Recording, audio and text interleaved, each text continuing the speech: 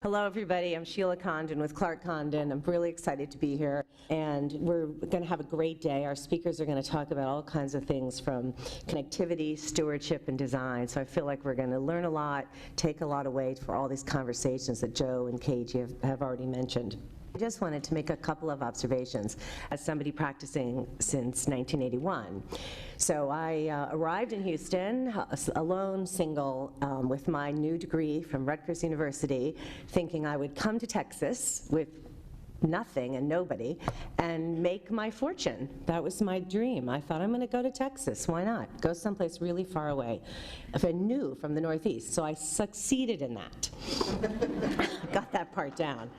I was going to come for 2 years, and instead, you know, I just loved this place. I stayed. I thought, I think I can maybe do something here. I can maybe have some impact.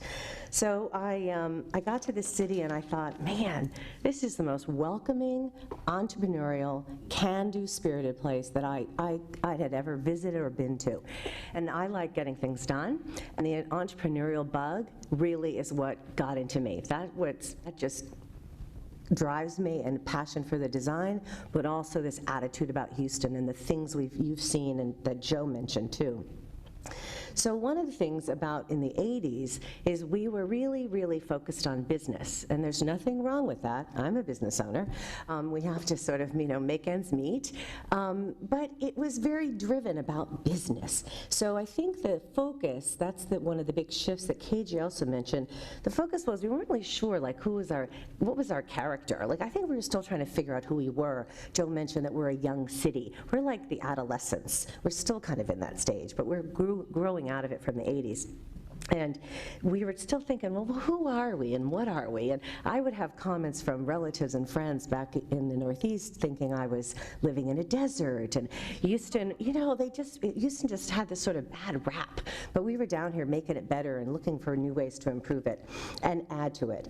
So some of the shift has been certainly from the whole idea of public and private partnerships that have been mentioned.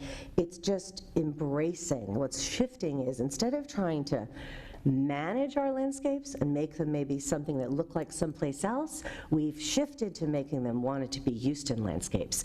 The native plants, that is huge. Embracing our bayous, looking at that connectivity, that's the big shift. And there's a shift in that with the political will in this city.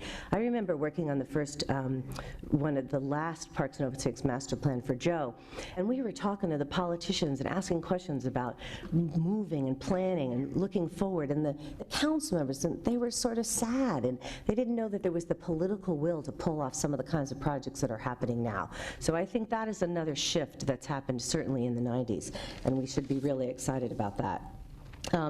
Then from a more of a specific landscape architect's point of view, the other shift that I've seen is that we as landscape architects have a bigger voice here.